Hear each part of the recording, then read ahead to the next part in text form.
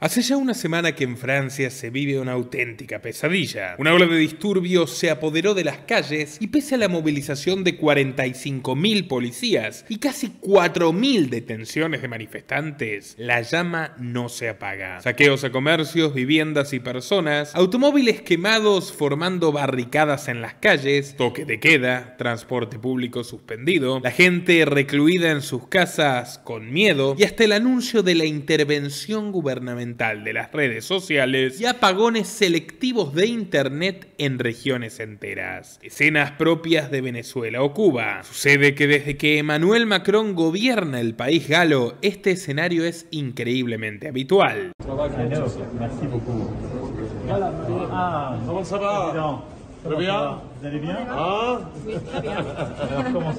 ¿Cómo le va? Y se cuentan por decenas los episodios donde las protestas han llegado a semejante nivel de confrontación. Meses y meses de embates de los chalecos amarillos, sucedidos por la rebelión de cientos de miles de ciudadanos contra las políticas adoptadas en la crisis de 2020. Más recientemente por la suba del combustible, luego por la reforma de pensiones y finalmente, tercera en lo que va del año, la actual, con el disparador del deceso de un joven delincuente de 17 años a manos de las fuerzas de seguridad. Conviene recordar que este hombre llegó al poder aupado en los grandes medios de comunicación de su nación, de Europa y del mundo entero, que prometía modernizar Francia y convertirla en un ejemplo de liderazgo global, que logró unir detrás suyo a los dos históricos partidos rivales que se disputaron durante 60 años el Palacio del Eliseo, que ahora es su casa. Me refiero a la centroderecha golista y al emblemático PS francés, los socialistas. Así, Macron cosechó toneladas de elogios de personajes tan disímiles como Putin y Obama, o el Papa Francisco y el canal de YouTube VisualPolitik. Íntimo amigo de Alberto Fernández, de Pedro Sánchez y de Justin Trudeau, si uno se dejara llevar por sus discursos, terminaría convencido de que estamos ante un nuevo Napoleón, que ahora anuncia a viva voz que resolverá los grandes desafíos del planeta con un nuevo pacto financiero internacional. Pero mientras arde París, él baila contento en un concierto de Elton John y se parece más a Nerón que a Julio César. El caso es que la realidad no puede ser más distinta que como la pinta Macron, trágicamente distinta a todo lo que ha prometido y proyectado durante estos últimos 5 años, al punto que cualquiera de ustedes debe estar preguntándose cómo diantres se sostiene en el poder un personaje tan impopular que hasta los jugadores de la selección francesa se muestran incómodos nada más se les acerca. Y la respuesta es exactamente la misma que si me preguntas ¿cómo llegó al poder? Así que quédate hasta el último minuto para descubrirlo. Para variar, en esta casa le hemos dedicado el documental más completo a Macron, a sus raíces políticas y al apasionante entorno que lo puso donde está. Dale like a este video para que YouTube lo recomiende a más gente mientras tú lo estás viendo. Y al terminar, no te olvides de apoyarnos en patreon.com/Nicolás Moraz para que nuestro trabajo siga siendo posible. Estamos festejando haber llegado a los 100 millones de visitas en 3 años en YouTube. Sin más preámbulo, comenzamos.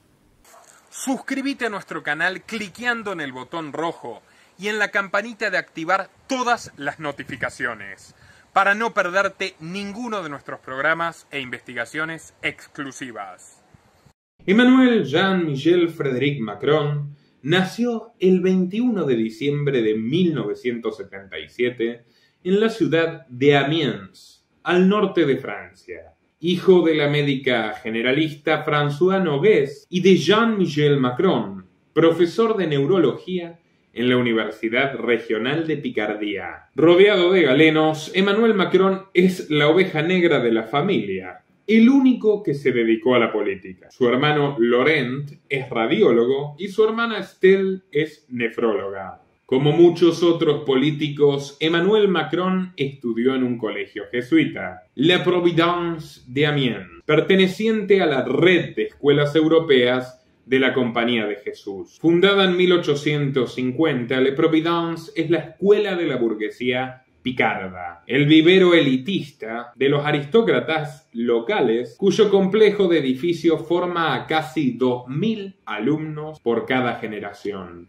Sobre esta particular orden católica, los jesuitas, me he pronunciado en el documental sobre el Papa Francisco, de hecho el primer Papa jesuita, que es el material biográfico audiovisual más visto sobre este sujeto en el mundo entero. El caso es que la tradición jesuita ha reñido no pocas veces con el resto de los creyentes católicos, en ocasiones con el Vaticano y sin duda con cada uno de los 10 mandamientos. Voltaire dijo, primero, que eran grandes humanistas, y poco más tarde, que en realidad eran maestros del engaño. Tan envolventes en sus relatos, en sus cuentos, en sus ardides y mentiras, que habían logrado convencerlo a él, a Jean-François Arouet, a Voltaire, emblema de la Ilustración francesa, gladiador anticlerical, de que sus reducciones de guaraníes en Sudamérica eran un ejemplo de piedad y de dignidad humana, cuando, en realidad, eran grandes reservorios de esclavos, administrados de manera comunista por una vanguardia de iluminados, los jesuitas, que además eran traidores de las monarquías que juraban defender,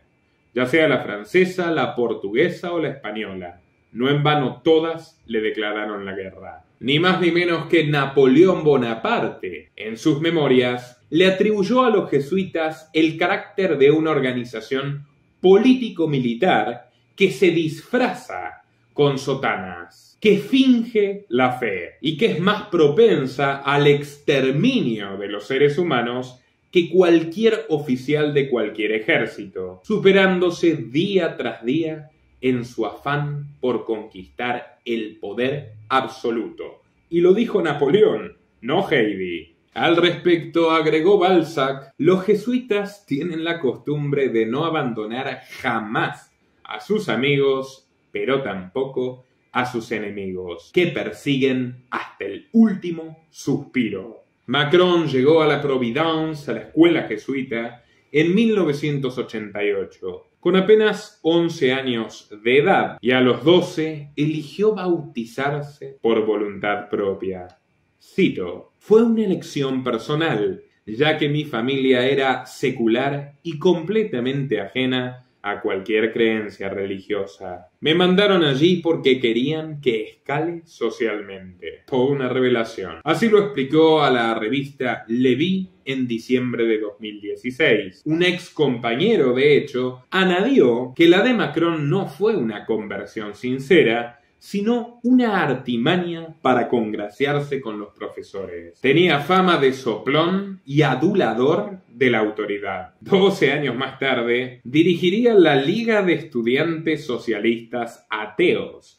Pero bueno, tiempo al tiempo. Durante el bachillerato, Macron se esmeraba, sin mucho éxito, en tocar el piano con la dulzura nostálgica de Erik Satie. Pero tras 6 años de fracaso en la métier, cambió su vocación por el teatro. ¿Por qué el teatro? Bueno, por una razón específica. La profesora de teatro, Brigitte Tragnois, una brillante académica, culta, seductora, encantadora, que antes de conocer a Macron, en 1992, solía ser un pilar de la sociedad burguesa provinciana. Frecuentaba la iglesia, estaba casada con el banquero André Louis Ossier, era madre de 3 hijos y miembro de una ilustre familia local, propietaria de Jean Tragnois, un reconocido negocio de chocolates y macarrones, con 6 tiendas y 55 empleados, perteneciente a su familia desde el siglo XVIII.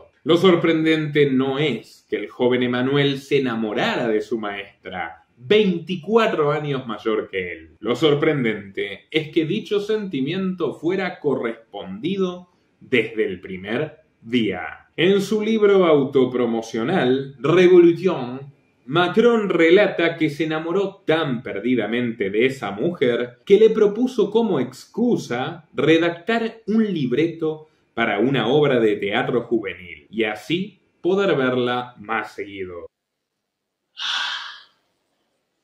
C'est bon de renaître. Elle m'entend. Ma sœur aveugle et muette. La nuit. Qu'est-ce qui fait le plus peur aux hommes? L'aboiement d'un chien,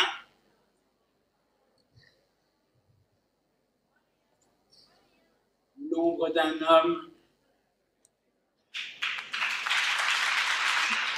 Se reunían cada viernes en la casa de ella, cuando no estaba su esposo. Brigitte tenía 34 años, Macron 15, y entre ambos comenzaron un romance prohibido y peligroso. Toda una película. Nos llamábamos todo el tiempo y pasábamos horas en el teléfono.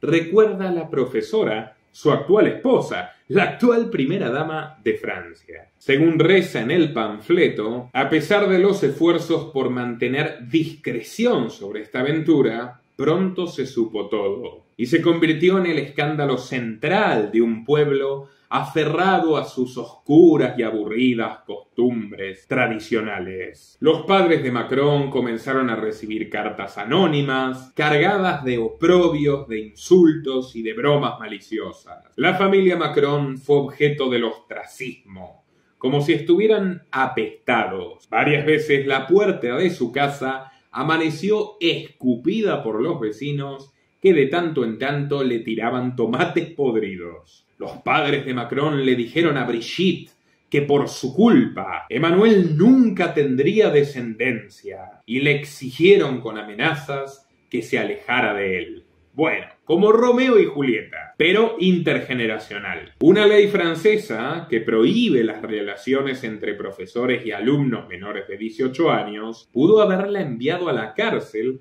por al menos 3 años. Y según la biografía de Manuel, fue menos por piedad que por vergüenza, y nadie presentó cargos. Pero en cambio recibieron algo mucho peor, una condena moral. Ahora, en su propia biografía, Brigitte confiesa que perdió a todos sus amigos. La gente ya no quería hablar con ella. Su marido la dejó de un día para el otro y ni siquiera se tomó el trabajo de pedirle el divorcio. Con la herida abierta de ese amor clandestino, permaneció en su casa ocupándose de sus hijos, dando clases aún en Le Providence, viviendo como una sombra que se escurría entre colegas que no la soportaban y distanciada de aquel joven buen mozo que había sido al mismo tiempo su mayor deseo y su peor maldición. Sin embargo, Claude Bernard, cronista local, sostiene que ambas versiones, la de Macron y la de Brigitte, son mayoritariamente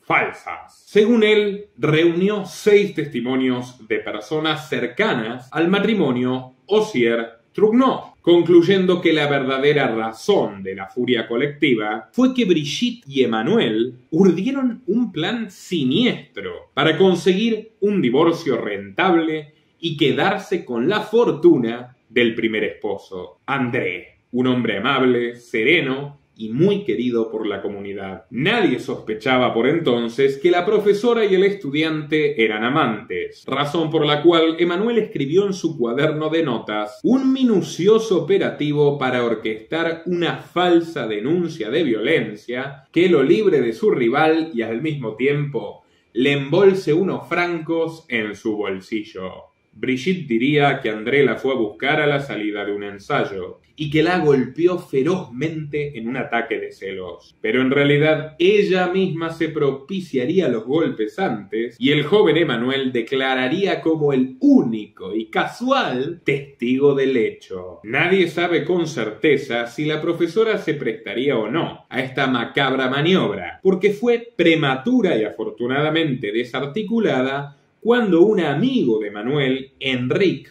horrorizado por sus intenciones, lo denunció ante los directivos de la escuela, con el documento de la discordia en mano, el cuaderno que probaba todo esto. Pese a tratarse de un alumno servil, los curas lo expulsaron. Reprendieron bajo amenaza de despido a Brigitte y no pudieron impedir que la historia circule más allá de sus palaciegas instalaciones. Esto fue lo que terminó imprimiendo en el imaginario popular la imagen de 2 hipócritas perversos que estaban más enamorados del dinero que entre sí. Los padres de Macron, furiosos, lo enviaron a París para que termine sus estudios en el prestigioso liceo Henri IV. Acabó el bachillerato y en el mismo instituto cursó sus 3 primeros años de formación universitaria. Se lo recuerda como un apasionado de las fiestas e incluso de las orgías, que contaba a todo aquel que quisiera escucharlo sobre su hazaña conquistando a la profesora de su pueblo natal, y al mismo tiempo había desarrollado un discurso fervientemente anticlerical, llamándose a sí mismo un neojacobino. En 2001 obtuvo el título de filosofía en la Universidad de París-Nanterre, con una tesis sobre Hegel dirigida ni más ni menos que por el filósofo marxista Étienne Balibar, discípulo a su vez del popularísimo teórico neocomunista Louis Althusser, todo un progre que estranguló y asesinó a su mujer con sus propias manos. En fin, no es casualidad que Macron haya elegido a Hegel. Muchas de las ideas de este filósofo alemán serían el reflejo de las políticas que terminaría aplicando el futuro presidente de Francia. En su filosofía del derecho, Hegel presenta el debate de la esclavitud entre abolicionistas y antiabolicionistas como una antinomia, insinuando que las dos partes tienen algo de razón, pero ninguno una auténtica certeza, ni el amo ni el esclavo. Férreo eurocentrista, ese espíritu de Hegel terminaría expresándose en las políticas represivas de Macron contra los franceses musulmanes, tanto nativos como inmigrantes. No en vano, en Atenas en 2018, Macron intentó lucir su cultura dialéctica afirmando: «Miren el tiempo que vivimos.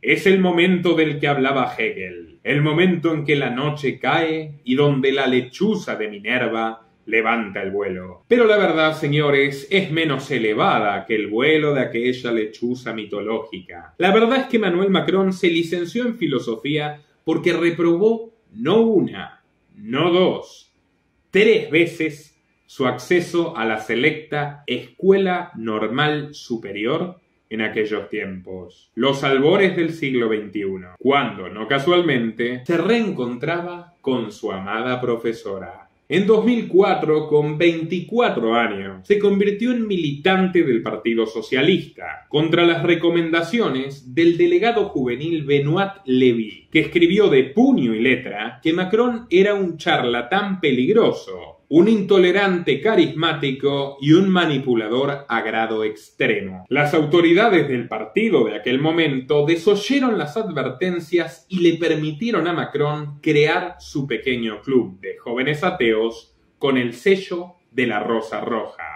Su mayor logro fue obtener 12.000 firmas para abolir las clases de latín del sistema educativo nacional, alegando que era un inaceptable vestigio de los tiempos en los que la Iglesia mandaba sobre el Estado. El gobierno de Chirac, un derechista por cierto, consideró hacerle caso a la proclama estudiantil y quitar el latín de la currícula. Sin embargo, lejos de lo esperado, ni más ni menos que 600.000 franceses se movilizaron contra la reforma, muchos de ellos no creyentes, laicos, agnósticos, ateos, padres y estudiantes, docentes e intelectuales, artistas y empresarios. Todos se unieron por la idea de que el latín era la fuente de la cultura occidental, anterior a cualquier debate sobre cristianismo o laicismo, y con toda la razón. Ustedes dirán, ¿derrota para Macron?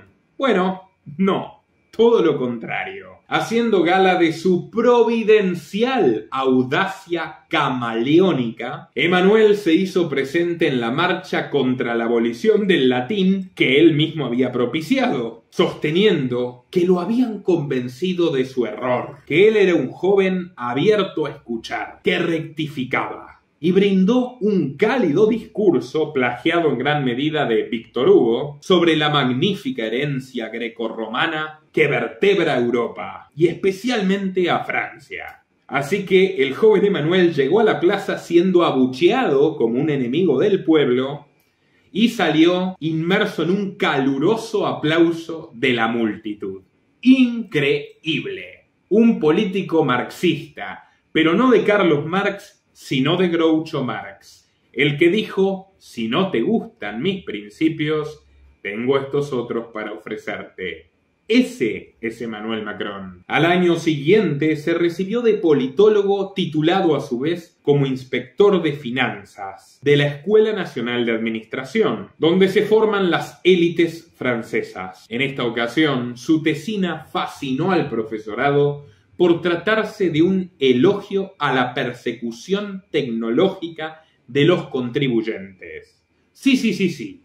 A empezar a recaudar y a oprimir a los pobres pagadores de impuestos de Francia con los últimos avances informáticos. Todo esto, claro, en aras del supuesto bien común. Porque Macron sostenía, y ahora lo respalda con los hechos, que el mejor lugar para el dinero de los franceses jamás son sus bolsillos, siempre son las arcas del Estado. La gente cree que el saqueo pierde su inmoralidad si se legaliza. Personalmente, no imagino una situación más alarmante. Frédéric Bastiat.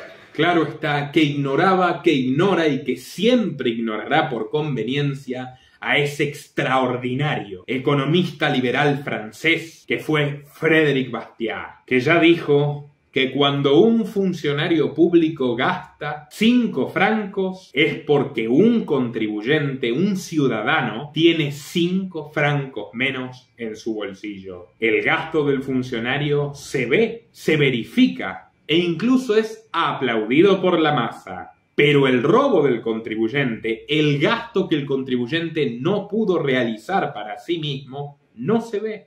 ¿Por qué?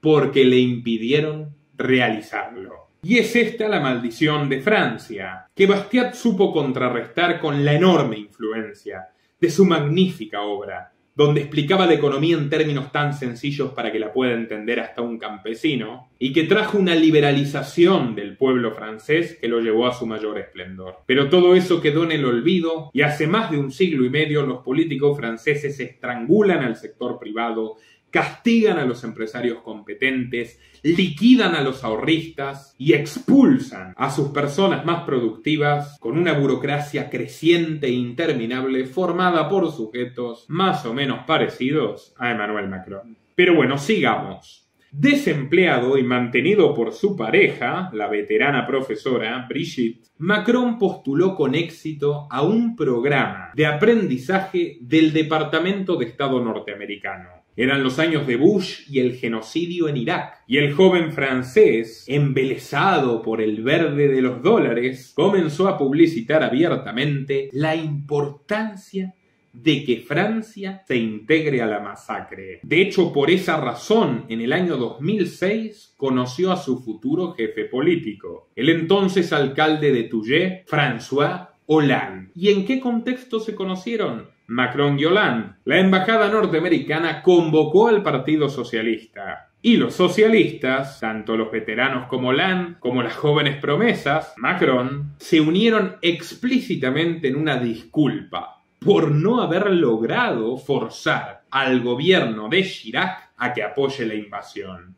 Bueno, Socialistas de Wall Street, capítulo 1530. 2 meses más tarde, Macron ingresaría al programa de jóvenes líderes del Foro Económico Mundial, con la recomendación explícita, ni más ni menos, que de la secretaria de Estado de Bush, la criminal de guerra Condoleezza Rice, alumna, por cierto, de Madeleine Albright, otra feminista propensa a generar hambrunas masivas y exterminios de inocentes. En fin. Para el 2007, con apenas 29 años y sin ninguna experiencia en gestión pública ni empresarial, e incluso pese a pertenecer al principal partido opositor, Macron fue designado, con aval del presidente Sarkozy, como director de la comisión Attali, un compendio de burócratas abocado a redactar un informe sobre cómo devolver a Francia la vía del crecimiento. Bla, bla, bla. El salario de estos inútiles integrantes, más burócratas sentándose a hablar sobre cómo los burócratas deben resolver el problema que generan los burócratas, fue una auténtica controversia nacional, puesto que cobraban el equivalente a un gerente general de empresa multinacional y el doble que un senador de la República. Dicha polémica causó mucha antipatía hacia Macron en el seno del Partido Socialista, y le rechazaron su intento de candidatura a diputado por la región de Picardía. Pero quienes no lo rechazaron fueron los altos funcionarios y empresarios ligados a la política que lo acompañaban en la comisión. Todos ellos le obsequiarían su fastuosa boda con Brigitte, que ya contaba con 55 años. Corría el 20 de octubre del año 2007. Algunas biografías rosas quieren mostrarla a ella, Brigitte, como la verdadera mentora del joven y comparan su historia con el mito griego de Pigmalión, el escultor que se enamoró de su propia escultura. Comentan que Brigitte habría sido la escultora de Macron en su transición de militante estudiantil a prominente miembro de la élite francesa, enseñándole a hablar en público, a simpatizar con los burgueses e incluso a llevarle la contraria a sus asesores más jóvenes. Mucho más tarde, François Hollande, rencoroso por una traición que pronto les contaremos, dijo que Macron era un comediante vacío, sin convicciones políticas y que solo las fingía adoptando el color que más le convenga de acuerdo al momento. Pero bueno, hablemos de quién fue el verdadero Pigmalión de Emmanuel Macron, porque no fue su esposa. Fue Attali,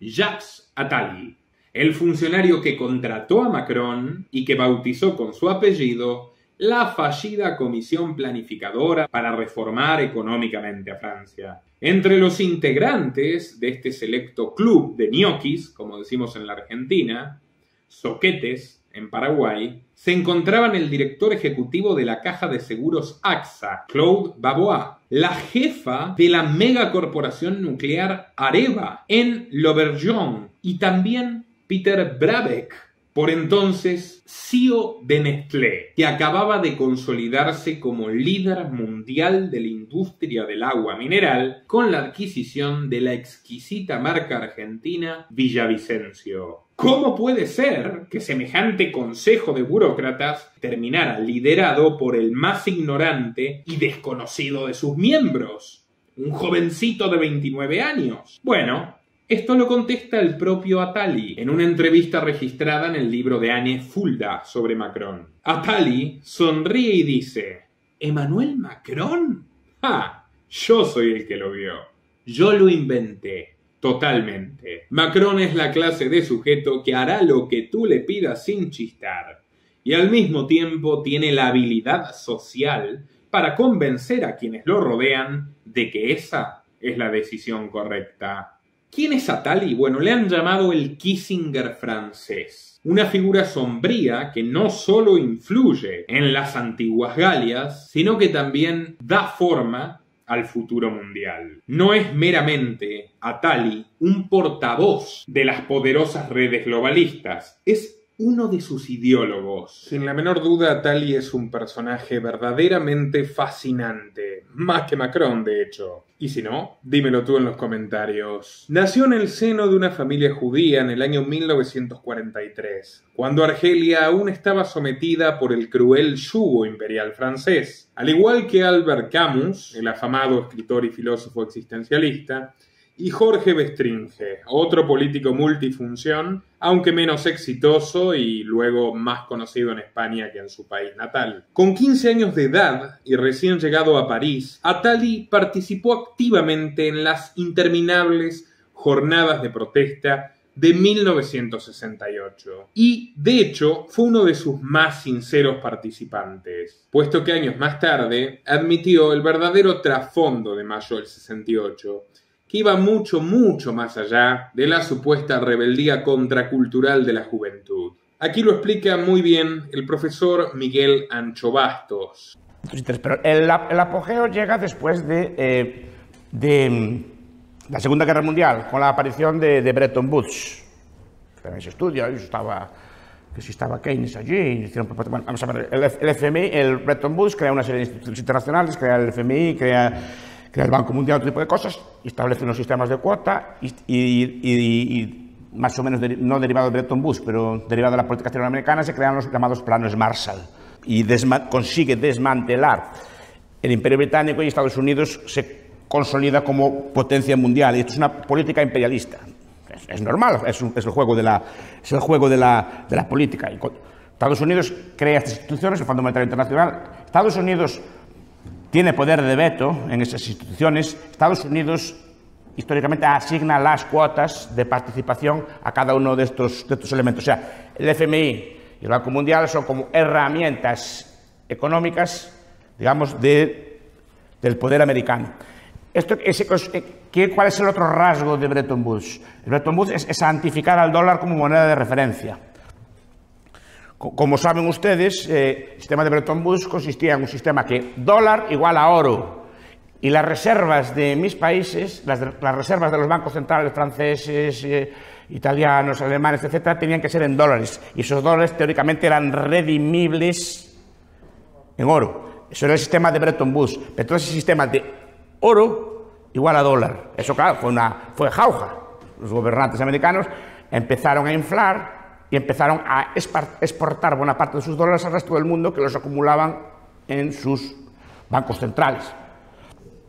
Entonces empezaron a obtener lo que se llama el llamado privilegio exorbitante, que es una frase del general de Gaulle, que dijo: Estados Unidos tiene el privilegio exorbitante de crear moneda y equiparar esa moneda con el oro. Ese es uno de los, por ejemplo, de los fuerza. A ver, el privilegio exorbitante consiste básicamente en que Estados Unidos imprime dólares, literalmente paga cosas a cambio de papel. Supuestamente, históricamente tenía una base guardada en oro y hoy en día sigue siendo el mismo. Como saben ustedes, el comercio mundial en la mayor parte se realiza en dólares, no se realiza en otra moneda. O sea, llegó a ser en los años 70, me parece, el 85% del comercio mundial se desarrollaba en dólares. Hoy creo que bajó un poco, debe estar 65 por ahí, o que se realiza en dólares, pero claro, es decir, que yo imprimo papel, el comercio mundial tiene que hacerse en mi papel o en mis depósitos o en mi dinero electrónico, y por lo tanto yo puedo financiarme, sobre todo puedo financiar mis mercados de deuda. Estados Unidos está en perpetua deuda. Raro es el año que no incrementa su volumen de deuda. Debe de tener las deudas en volumen de las más grandes del mundo. Y esa deuda la financia y la refinancia sin problemas, simplemente porque los demás países tienen que usar el dólar. Entonces, al final, cuando tienen activos en dólares, pues compran deuda pública y siempre tiene liquidez ese mercado de deuda. Entonces, por tanto, si el mercado de deuda tiene liquidez, que Estados Unidos puede financiar prácticamente lo que quiera. Y el privilegio exorbitante que también apunta Rubén es el hecho, que apunta Michael Hudson, de que las guerras americanas las pagaban otros. A través de tipo de mecanismos, como financiaron la guerra, por ejemplo, la guerra de Vietnam y de Corea, fueron financiadas con este mecanismo.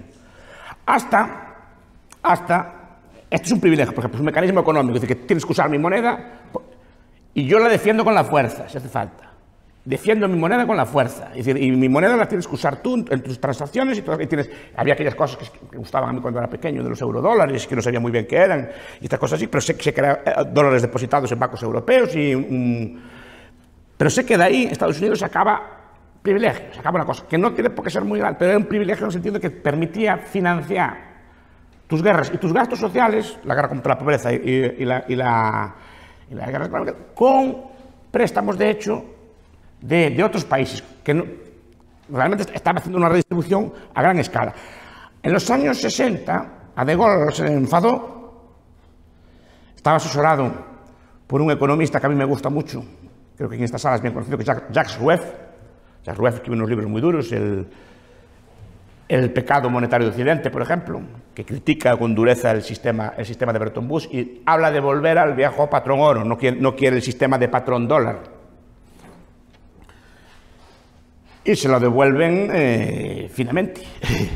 En el año 68, retirada masiva y concertada de fondos a principios de año, compra masiva de marcos, devalúan el franco por el suelo y al mismo tiempo, pues la prensa británica, The Economist, por ejemplo, tiene portadas, empieza a fomentar a un grupo llamado los situacionistas, que fomentaron una insurrección en el mes de mayo de ese año, llamado el mayo del 68. Es decir, empezaron financiado la prensa internacional, mayo 68, le dio una importancia enorme. Pero además, si ven las portadas del Economist de aquellos días, ven que el tratamiento a Cohn-Bendit, por ejemplo, que era el líder del mayo 68, no es precisamente malo, es precisamente bueno, es un luchador por la libertad, es un luchador por acabar con la segregación. Consecuencia, usando las viejas técnicas de los viejos banqueros, de gol cae al año siguiente. Luego de doctorarse como economista, Attali fundó en 1980 la ONG Acción Internacional contra el Hambre, uno de los primeros think tanks europeos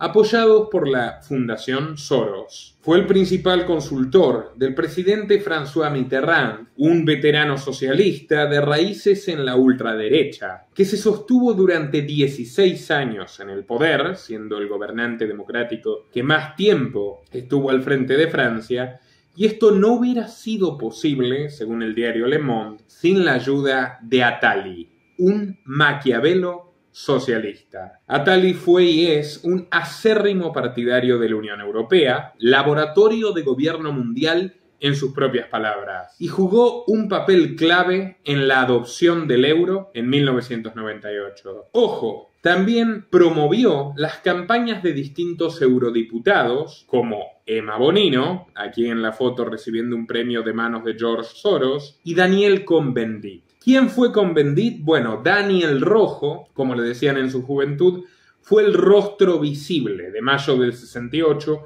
que mostraban los medios norteamericanos. El líder espiritual de esos jóvenes que nunca habían trabajado y probablemente nunca trabajaron en su vida. Y, digamos, un muy particular pedagogo de ultraizquierda. ¿Por qué digo muy particular?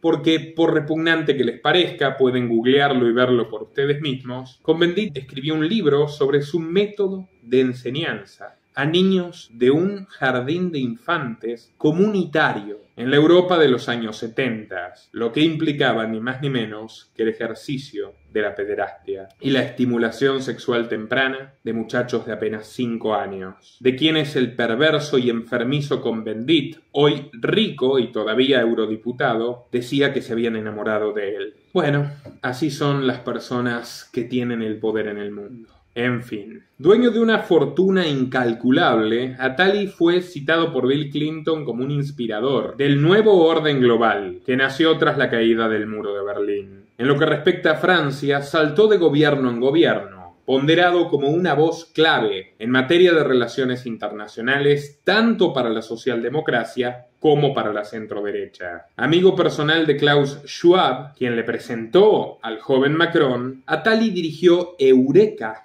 un programa intergubernamental europeo para el desarrollo de nuevas tecnologías, creador, por ejemplo, del MP3, tal como lo oyen. Y actualmente Attali dirige Positive Planet, una de las organizaciones a la que se atribuye la creación de la Agenda 2030 de las Naciones Unidas. El arzobispo Carlo María Vigano señaló en una entrevista a finales del año 2020 que Attali es de hecho el verdadero autor de la idea del Great Reset, del gran reinicio, de Schwab. Cuando Schwab dijo que que la sopa china era una oportunidad para el reinicio del sistema económico mundial, estaba repitiendo, sin ningún agregado, lo que Jacques Attali ya había escrito en su ensayo del año 2009, Change as a Precaution, cambio como una precaución, donde expresaba la esperanza de que la gripe aviar, ¿escucharon esto? La gripe aviar desencadenara la reestructuración de los miedos y que esto permitiese generar un cambio radical en la sociedad.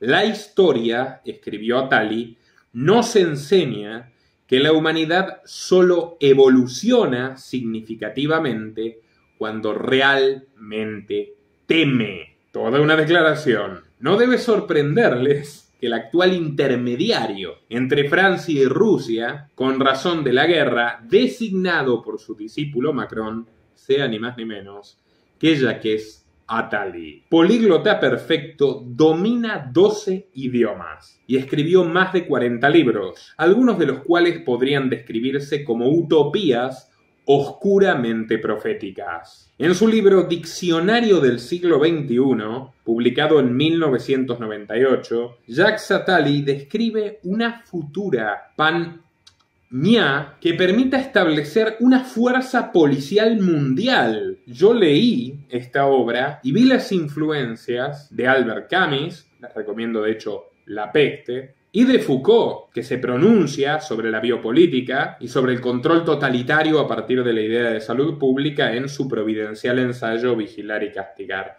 Pero Attali va más allá, porque él no está criticando de ninguna forma el autoritarismo, ni lo está describiendo, lo está ensalzando. Es muy evidente que se trata de un hombre que pertenece a la clase dirigente, a la clase de políticos que ejecutan este tipo de medidas y no solo un teórico. De hecho, Attali considera que el pánico es la esencia del progreso. Por lo tanto, un buen progresista, como Macron, sería un buen terrorista. Cita literal: el pánico es el motor de los mercados y de la democracia. Es el proceso borroso por el cual cada uno imita al otro por temor a ser marginado y dejado atrás. No es un mal funcionamiento de la civilización occidental, sino su esencia misma.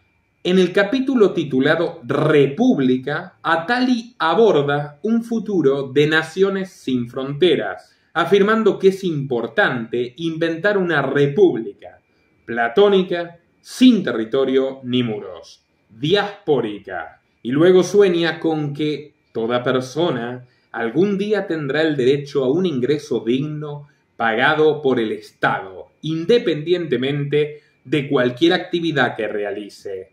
Una renta universal. Y agrega: recuerden que esto fue escrito en 1998, que la mitad de los trabajos podrá realizarse desde casa a través del home office. No en vano, ese año Bill Gates dijo que el libro de Attali había sido la obra más influyente de la década. Luego viene en 2011, este fue el primer libro que yo leí de Attali, mucho antes de que todo esto le diera la razón, La breve historia del futuro. Un ensayo que el propio Henry Kissinger, y esto muchos editores lo ponen como nota de tapa, calificó como brillante y provocativo. Ese libro habla de escenarios a futuro que hoy estamos presenciando. Hoy estamos viviendo una década más tarde. Habla del declive de Estados Unidos y de Europa en el corto plazo, del dominio emergente de Asia, y muy siniestro y perturbador es su capítulo sobre el hiperimperio,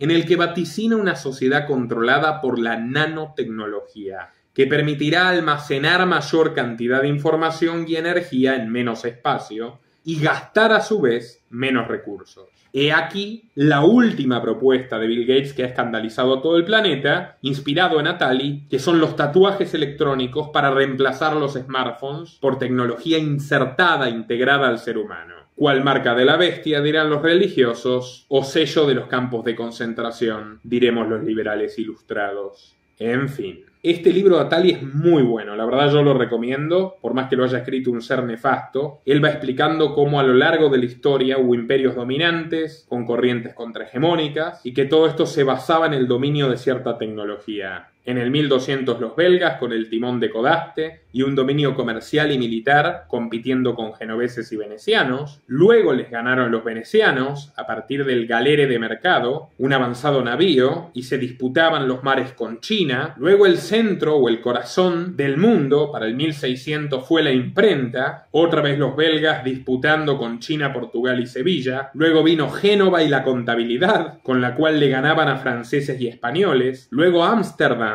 y el Urca, y un dominio ultramarino superior al de países mucho más extensos como Inglaterra. Luego vino Londres con la máquina de vapor, y luego la triada Boston con el motor de explosión, Nueva York con el motor eléctrico que permitió la revolución de los electrodomésticos, y finalmente Silicon Valley, California, a partir de 1980 con los microprocesadores. Según Attali, la próxima hegemonía mundial será la de quienes logren fusionar al ser humano con la tecnología, es decir, los campeones del transhumanismo. A este tipo de técnicas el autor las denomina productos vigilantes. Y además agrega, regodeándose, como totalitario que es, que las compañías de seguros y los gobiernos exigirán a las personas reducir los riesgos ajustándose a normas cada vez más invasivas. ¿Qué comer? ¿Qué pensar?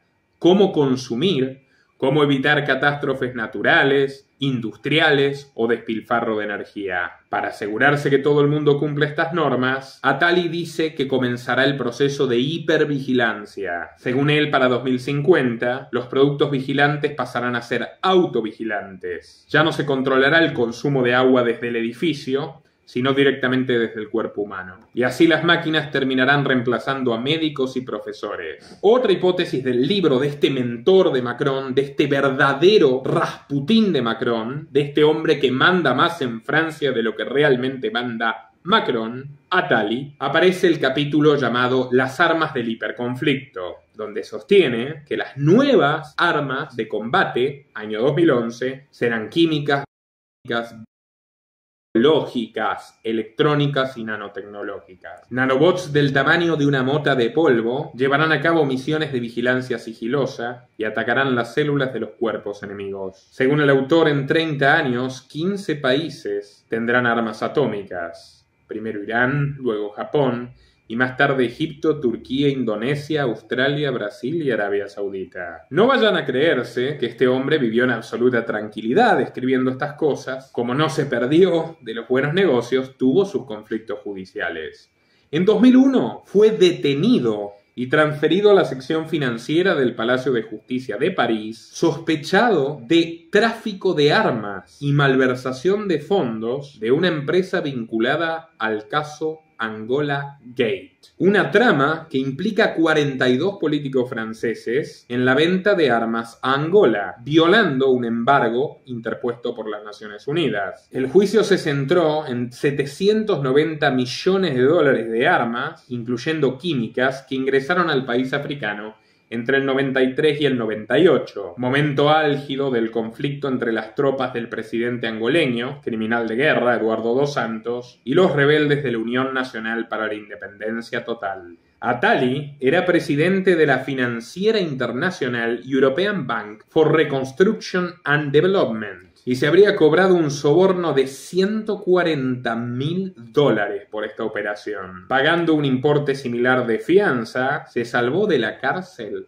y continuó en la cima de la esfera del poder global. Luego, ya les conté, Sarkozy lo contrata para seleccionar a los profesionales de la Comisión Attali, donde coloca, por ejemplo, a Macron, por recomendación de Klaus Schwab, y por otra parte se ve implicado Attali en la financiación irregular de la campaña de Sarkozy. 68 millones de dólares provistos por el dictador libio Muammar Gaddafi y la dueña de la empresa de cosméticos L'Oréal, Liliane Bettencourt, por entonces la segunda fortuna de Francia. Fue de hecho Attali quien entabló la amistad entre Macron y Sarkozy. De hecho, en su libro de memorias Mis pasiones, Sarkozy confesó simpatizar y respetar a Macron desde aquella vez en que lo conoció en 2007, cuando su encantadora esposa Brigitte le confesó haber votado por él. Sin embargo, Sarkozy señala que el punto flaco de Macron, su talón de Aquiles, es la arrogancia. Un pecado que los franceses nunca perdonan. Pero bueno, esta amistad se mantendría hasta el día de hoy y en 2019, ya presidente, Macron contrató a Sarkozy como consejero para gestionar la masiva y furiosa protesta de los chalecos amarillos. Pero bueno, aquí llega un punto de inflexión en esta historia. ¿Quién falta todavía? ¿Quién ha motivado la portada de este documental? Los Rothschilds. La casa Rothschilds. La que es hace 200 años la familia más rica del planeta, que por supuesto merecen no 1, 2, 3, 10 documentales enteros, pero por cuestiones de tiempo refresquemos lo siguiente. Pioneros de la banca, Major Angel Rothschild, Ashkenazi alemán, un hombre de una inteligencia superlativa, fue dividiendo a sus hijos entre Inglaterra, Francia, Austria, Prusia, las potencias de su época. Cada uno inauguró una casa financiera, todas se vincularon entre sí y alcanzaron el cenit con las guerras napoleónicas.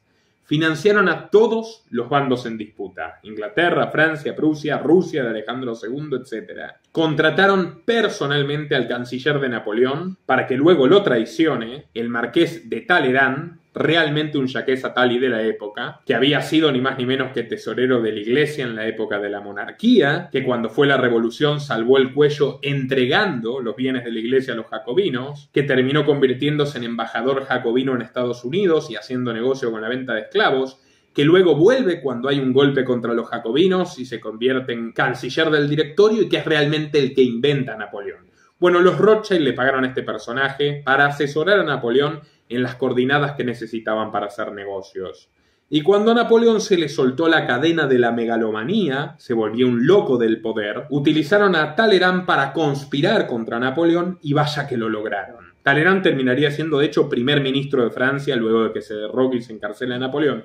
Pero hay un evento muy interesante que fue el siguiente: Batalla de Waterloo, decisiva. Si ganaba Napoleón, fin del resto de las potencias europeas. Si ganaba Inglaterra, fin de la era napoleónica. Londres mandó sus emisarios, recuerden que no había otro correo que el correo a caballo, marítimo, la carta a papel, y los Rothschild mandaron a los suyos. Ocurrió la batalla de Waterloo y antes de que el gobierno inglés se entere del resultado, los Rothschilds los convencieron y difundieron en todo el país que había ganado Napoleón. El pánico se apoderó de Inglaterra. Los títulos de la Bolsa de Londres cayeron por los suelos y los Rothschild se compraron las principales empresas financieras del mundo que tenían su sede en Londres a precio de regalo. 2 días después llegó el emisario gubernamental con la noticia: Inglaterra ganó, los Rothschild mintieron.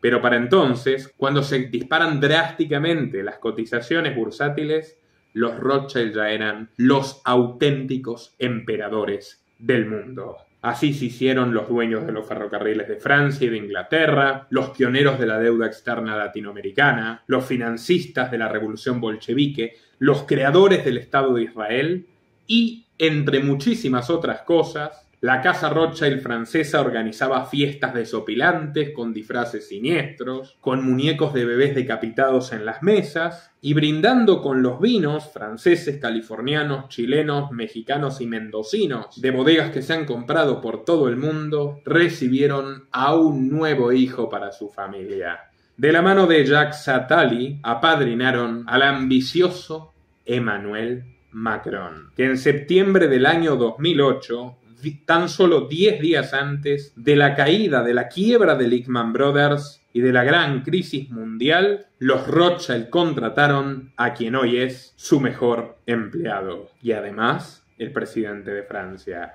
No crean que es el primer presidente de Francia que sale de la banca Rothschild. No crean que es el primer presidente de Francia que es empleado de los Rothschild. Ya lo fue ni más ni menos que Georges Pompidou, quien luego del golpe norteamericano de Gaulle toma el poder a fines de los años 60. Nada es coincidencia. Pero lo sorpresivo con Macron es que se diferenció del resto de las estrellas de la banca Rothschild en Francia porque su ascenso fue vertiginoso. A sus 32 años fue convertido en socio director. Y lo cierto es que no había demostrado ningún tipo de habilidad para los negocios. Esta propulsión, este ascenso astronómico sigue siendo un misterio. Pero bueno, claramente habrán visto en él el potencial de gerenciar no la banca, sino la nación completa. Un capítulo interesante del paso mafioso de Macron por la mafiosa banca Rothschild fue en 2010, donde jugó sucio y perdió. Le Monde, el diario más prestigioso, estaba al borde de la suspensión de pagos y sus propietarios, la sociedad de redactores, buscaban comprador. Se les presentó un desconocido Emmanuel Macron con su tarjeta de banquero de inversión Rothschild y les propuso su asesoría gratuita por amor a la libertad de prensa. ¡Ja, ja, ja! Los redactores aceptaron, convencidos de que en serio el joven Emmanuel era un lector devoto que abría las páginas de Le Monde todas las mañanas, junto a su croissant y su cafecito con leche, y lo pusieron al corriente de las 2 principales ofertas. La primera, Pierre Berger, y la segunda, el grupo español Prisa, representado por su consejero Alain Minc. Los periodistas preferían a Berger, pero Macron les aconsejó varias veces que esperaran, y Le Monde, ignorando que el banquero era un socio oculto de Ana Botín, la poderosísima financiera español que le prestaba el dinero a Prisa para esta operación, le hicieron caso. Esta jugarreta terminó cuando uno de estos redactores, accionistas de Le Monde, que no terminaba de confiar en Macron, consiguió fotografías en el despacho de Minc. Macron y Minc.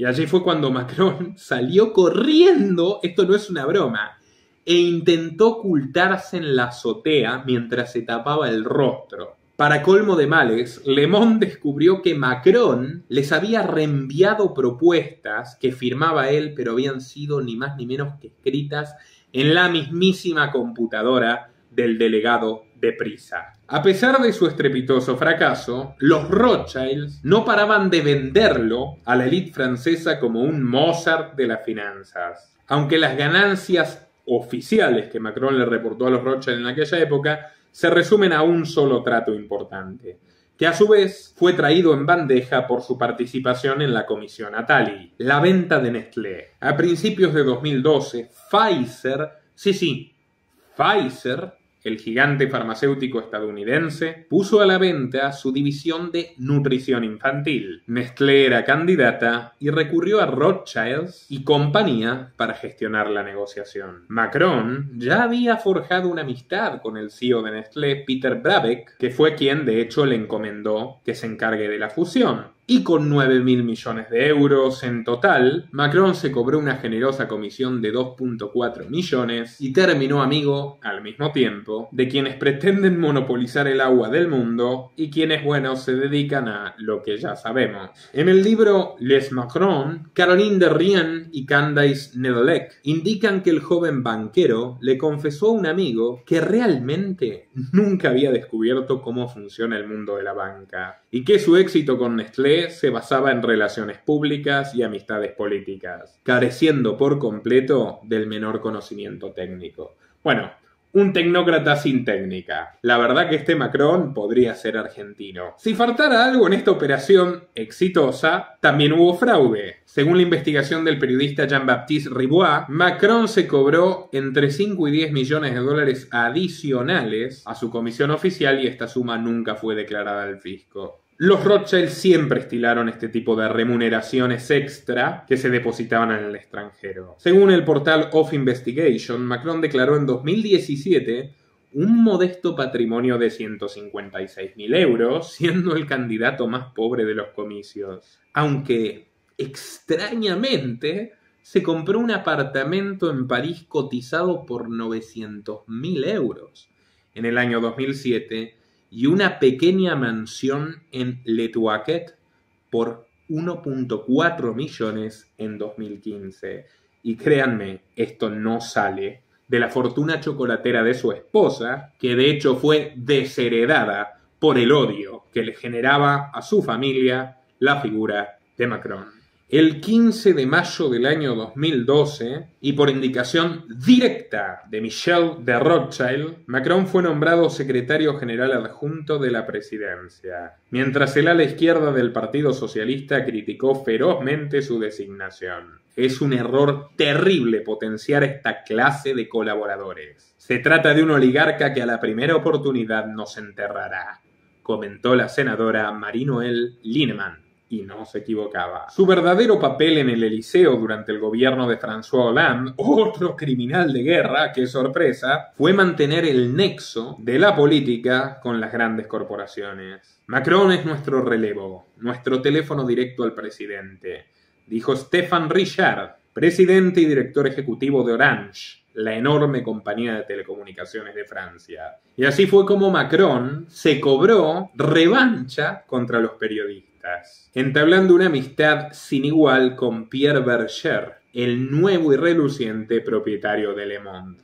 Una amistad que sería clave para tapar todos estos escandalosos secretos en la campaña presidencial de 2017. Ahí llegamos a Macron en el Club Bilderberg, porque como no podía ser de otra forma, además de Davos, además del Departamento de Estado, además de los Rothschilds, le faltaba entrar a la Sociedad de Amigos de los Rockefeller, donde por supuesto era un habitué el banquero Rothschild, que fue uno de los protagonistas del encuentro en Copenhague entre el 29 de mayo y el 1 de julio de 2014, a quien llevó de la mano al pichón Macron, que presentaba como la mano derecha de François Hollande, pese a que ya comenzaba a haber tensiones entre ambos. En esa reunión Macron conoció a Henry Kissinger, a la reina Beatriz de Holanda, al exdirector de la CIA David Petraeus, al secretario general de la OTAN, Anders Rasmussen, al director del Servicio de Inteligencia británico, John Sowers, al presidente de Google, Eric Schmidt, al presidente de Goldman Sachs International, Peter Sutherland, al exdirector del Banco Mundial y presidente de Goldman Sachs Group, Robert Zoellick, todos representantes emblemáticos de la élite global. Había varios franceses también: Christine Lagarde, por entonces directora del Fondo Monetario Internacional, Flauir Pellerin, que era entonces secretaria de Estado de Francia, y Nathalie Nougaro, la exdirectora de Le Monde, que por cierto no le respondió el saludo. Frente a estas 130 personas, Macron tomó la palabra para decir todas las cosas malas que pensaba sobre la política de su supuesto jefe, François Hollande. Recordó uno de los participantes, todavía estupefacto por la violencia de este joven extraño, que al mismo tiempo que exponía su falta de lealtad, nos persuadía a todos de que realmente quería ser uno de nosotros. 9 días más tarde, y por razones desconocidas para el gran público, Macron renunció a su cargo en el Elíseo, alegando que quería dedicarse a proyectos personales en los campos de docencia e investigación, donde jamás hizo absolutamente nada, nunca. Sin embargo, el 26 de agosto, 2 meses después, un Hollande desesperado, asediado por escándalos, lo nombró ministro de Economía, sustituyendo a Arnaud Montebourg, que había renunciado abruptamente tras provocar la mayor crisis económica de Francia hasta la fecha. En agosto de 2014, Macron se puso el traje azul de ministro y comenzó con frenesí una andanada de medidas. Primera, eliminar la jornada de 35 horas semanales, un emblema de la izquierda. Segunda, aumentar los impuestos. Fin. A los 2 años que estuvo como ministro, el desempleo se aumentó en 91.000 personas y comenzó a bajar del 10% recién cuando Macron abandonó el puesto. Fue investigado por malversación en el año 2016. Descubrieron que se gastó la friolera de 120.000 euros en cenas de lujo en su apartamento privado, dinero de los contribuyentes, un ático acristalado ante el río Sena, encima del complejo ministerial de Bercy. Revisando facturas, descubrieron que no había habido solamente una cena, que era lo reportado oficialmente, sino 2, y un movimiento frenético de invitados y cocineros. Por el ático de Bercy pasaron representantes de la alta política, las finanzas, las empresas reguladas y el espectáculo.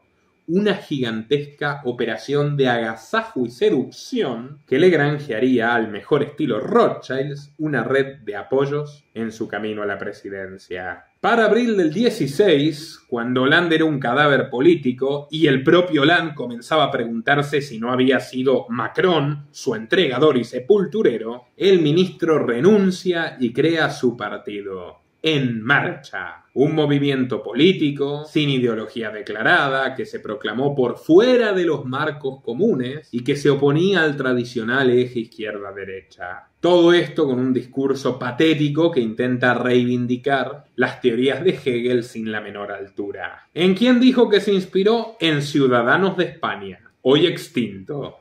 Veremos qué pasa con Macron en los comicios de hoy. Increíblemente, Macron persuadió a Hollande de que el movimiento no era un partido político para terminar de destruirlo y que él no tenía ambiciones presidenciales, sino que era algo que él fundaba para apoyar a Hollande a movilizar nuevos seguidores. Y Hollande le creyó y lo reconoce en su libro de confidencias.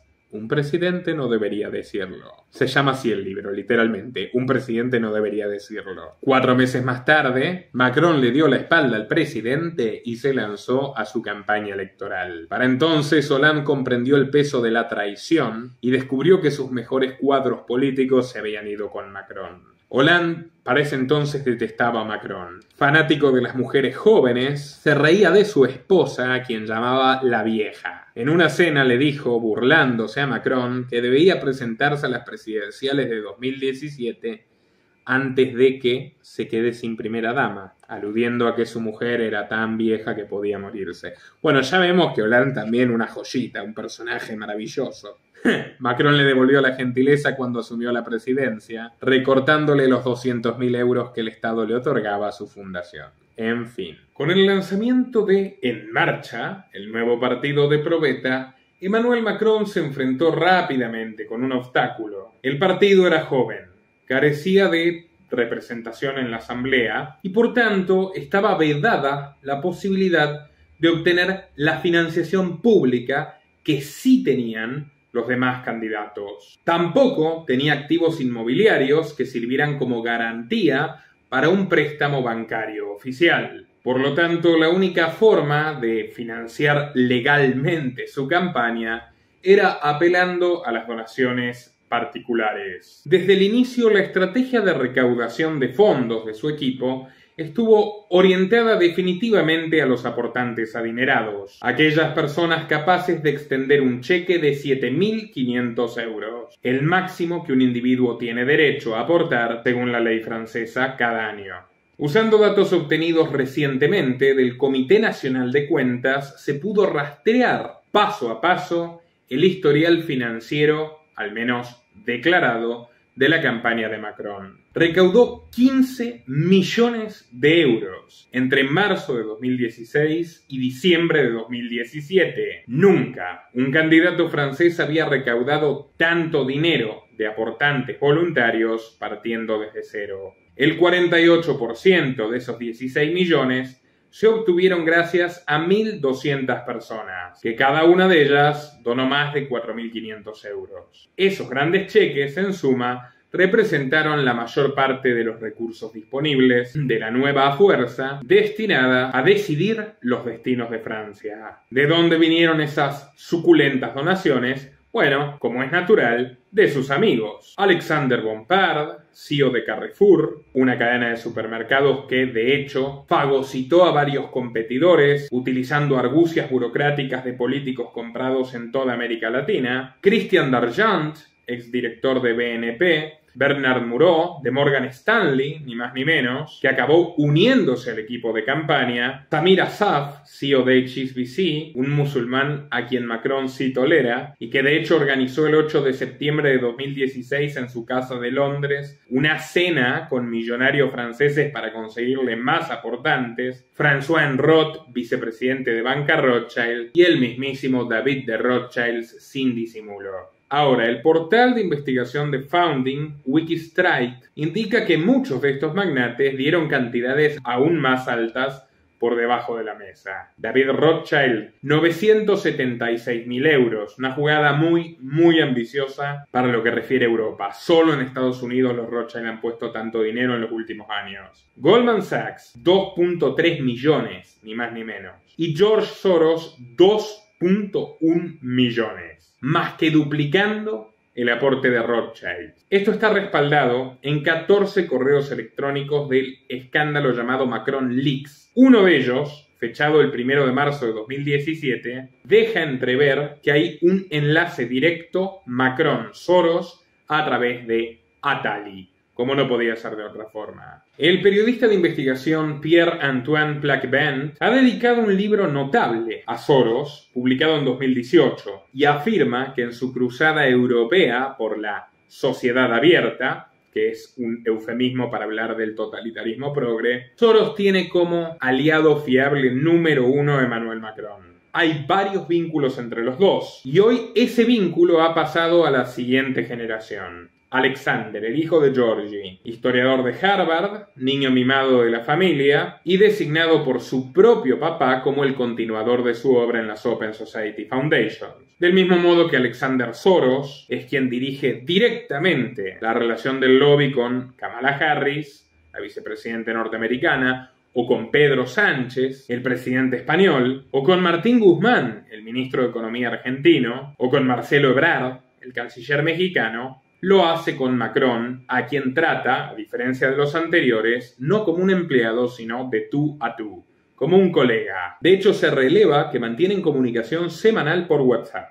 Todas las semanas, Emmanuel Macron habla con Soros Jr. Cuidado, al igual que Macron, George Soros en persona también fue catapultado a la élite mundial por los Rothschilds. Por eso insisto, ya llegará el día de dedicarle un documental entero a la familia Rothschild. El desembolso inicial para la empresa que hizo millonario a George Soros Double Eagle Fund, rebautizada como Quantum en los 70s, lo proporcionó Carl Weiss del banco privado francés, básicamente el director ejecutivo de uno de los bancos de Rothschilds, concretamente en aquella época de Edmond de Rothschilds. Según la revista Time, pronto los Rothschild y otros europeos ricos le agregaron $6 millones más, lo necesario para hacerlo volar en aquella época, que por cierto 6 millones de aquella época era una fortuna increíblemente superior a 6 millones de ahora. Otro vínculo directo entre Macron y Soros es Yahin Vallée, un asesor de Macron cuando era ministro de Economía de Hollande, que en un artículo publicado en marzo del año 2018 en la revista Le Grand Continent dijo estar trabajando para Soros en temas económicos y monetarios en relación al futuro del euro. Su currículum vitae de este asesor de Emmanuel Macron es completamente transparente sobre ese tema. Es literalmente un empleado de Soros y un funcionario público francés. En cuanto a las reuniones personales entre Alexander Soros y Macron, tenemos una en 2019 y otra en noviembre de 2021.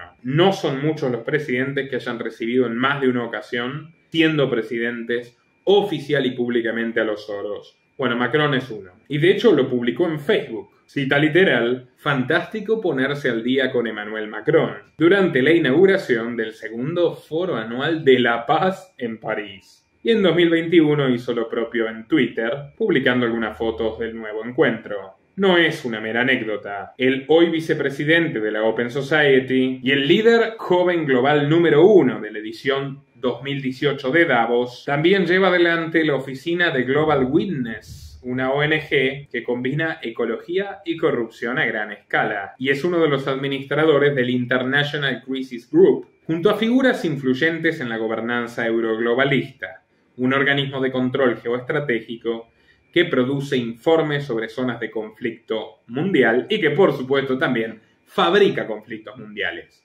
Una operación conjunta de Alexander y de Macron es la campaña de desprestigio contra Bolsonaro en relación al Amazonas, con una intención deliberada de que Francia interfiera en una neta maniobra imperialista que recuerda sus peores épocas en África dentro de Brasil. Insisto, Bolsonaro me parece un personaje nefasto. Lo poco que se podía esperar de él no lo hizo. Por ejemplo, bajar los impuestos, bajar el gasto en asistencialismo, bueno, multiplicó todo, no logró frenar el encierro, no hizo nada. Pero dejando esta cuestión de lado, o sea, aquí no somos partidarios de la nueva derecha, entre comillas, ni nada por el estilo. Los hechos son los hechos. Macron y Alexander se quisieron quedar con el Amazonas y por cierto no están lejos de lograrlo.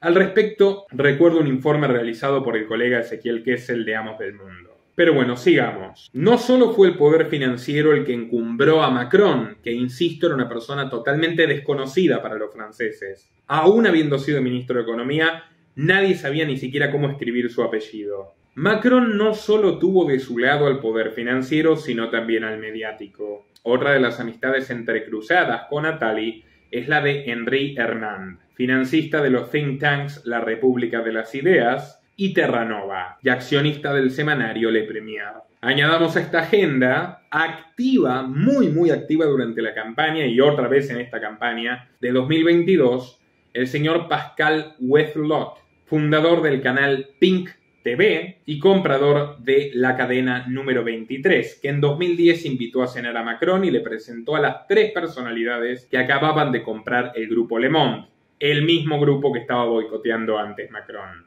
Mathieu Pigasse, Xavier Niel y el ex jefe del Yves Saint Laurent, Pierre Berger. Fue en 2017 cuando Berger explicitó su apoyo, sin la menor reserva, al señor Emmanuel Macron.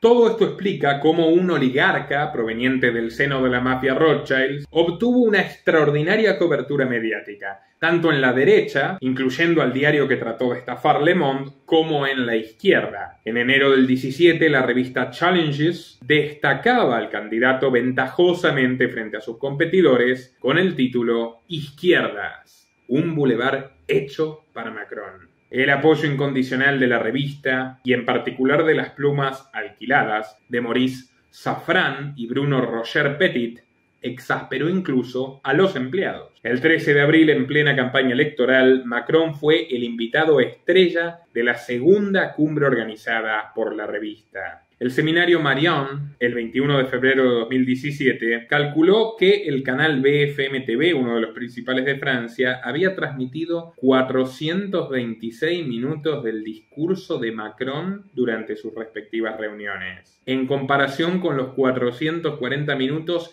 de los otros 4 candidatos sumados. O sea, mostraron a Macron 4 veces más que cualquier otro candidato. ¿Quién es el dueño de la cadena? Patrick Drahi, que también posee la industria de celulares SFR, la radio RMC, el diario Libération, clave de la ultraizquierda francesa, y la revista El Expreso. Bueno, señores, básicamente podrán percibir, aquí no hay un solo negocio que no precise una licencia entregada por un político. No en vano, curiosamente, en 2014, el entonces ministro Macron ayudó a Drahi a que pueda comprar desde Suiza la cadena SFR sin tener que repatriar sus activos a Francia. Una mano lava la otra y las dos lavan la cara.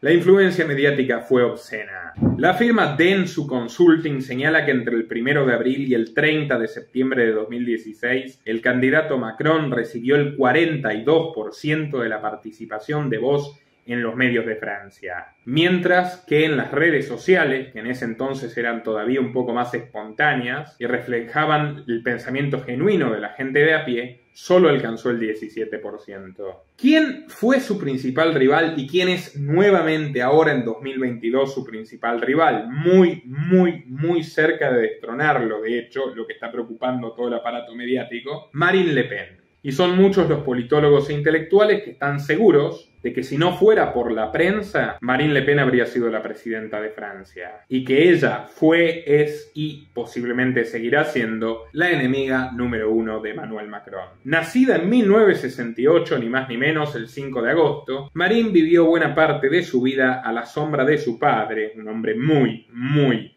agrio y problemático. Jean-Marie Le Pen, ultraderechista, pero este de verdad, este es ultraderechista, doy fe, no es una exageración, que fundó el Frente Nacional y lo dirigió por 40 años. Un personaje negador del Holocausto, que dijo que las cámaras de gas fueron un detalle de la historia, e incluso descartó que los nazis las hubieran usado. Cuidado.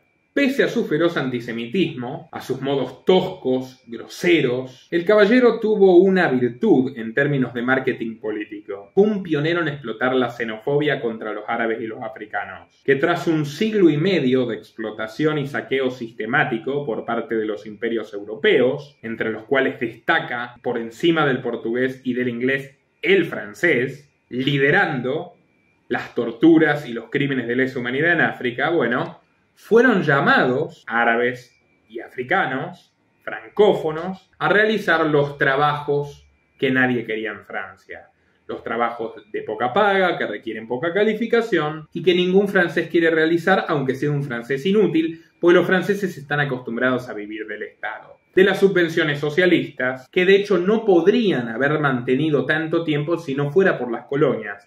Hay que decirlo. Y Francia es una sociedad, además de estatista, chauvinista. No en vano inventaron el término chauvinismo, es decir, patrioterismo exagerado, que roza lo ridículo. Típico, cuando viajas a París y preguntas algo en inglés, que las personas, aunque sepan inglés, te contestan, si te contestan, en francés y despectivamente. No les interesa hablar otra lengua que no sea la suya, lo cual, muy lindo el francés, precioso, pero lo cierto es que hace un siglo y medio que dejó de ser una lengua considerada universalmente. Tuvieron magníficos escritores, Maupassant, Balzac, Flaubert, aunque a mí me aburre un poco Flaubert, el propio Victor Hugo, un pionero del globalismo y del socialismo sentimental, partidario de los Estados Unidos de Europa, y tantos más, Alexander Dumas, mulato y traficante de esclavos, Baudelaire, Artaud, Rimbaud, que era traficante de armas y esclavista y además delincuente de Lampa en otros varios géneros y formas posibles. Y Francia ha dado de todo. Ha dado extraordinarios individualistas a los que les dio la espalda, como los fisiócratas padres de la economía, Jean-Baptiste Say, el grandioso, inigualable, insuperable, gracioso, delicioso, exquisito y sagaz Frédéric Bastiat, su discípulo belga, el brillante Gustave de Molinari, fundador del anarquismo liberal europeo, Leo Walras, fundador de la Escuela Marginalista de Economía, todos ellos inspiradores número uno de los austríacos, después anarquistas individualistas como Albert Libertad, de hecho muy recomendado su texto Criminal Elector para momentos de elecciones, Georges Palante, Émile Armand, bueno, largo etcétera. Pero a Francia no le importa estas grandes luces, sino que le gusta mucho más diferenciarse. En vez de decir me enorgullece lo que produje, dicen lo que yo produje es mejor de lo que tú nunca podrás producir, así que fuera, largo, no te queremos aquí.